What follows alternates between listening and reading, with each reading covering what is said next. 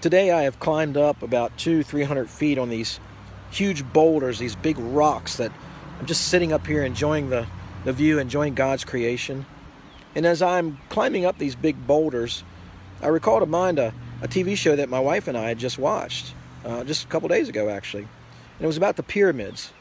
It was about those big temples that they built in Egypt that were marvelous, that were impressive. I mean, they took these huge boulders, bigger than modern day houses, and they moved them in just the right spot.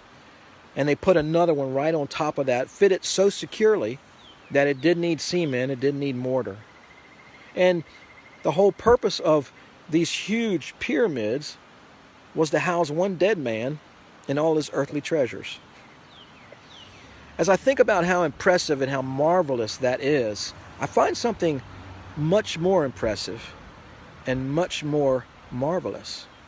And I find it at the local church.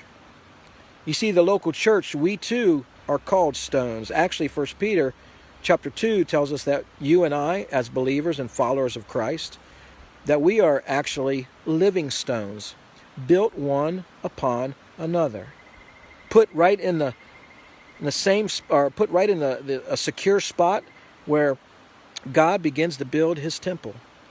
And you see, we don't, as a church, become a temple that houses dead man's treasures.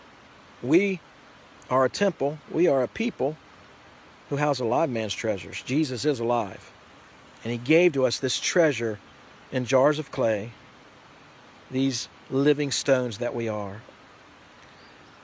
I pray that today, if you are not part of a local church, that you would, through the grace of God, find the marvel and the impressiveness and the amazement that comes from being part of a local church. That as you find your spot as a living stone in that church, that you become a huge temple, much more impressive than the Egyptian pyramids, that people would look at.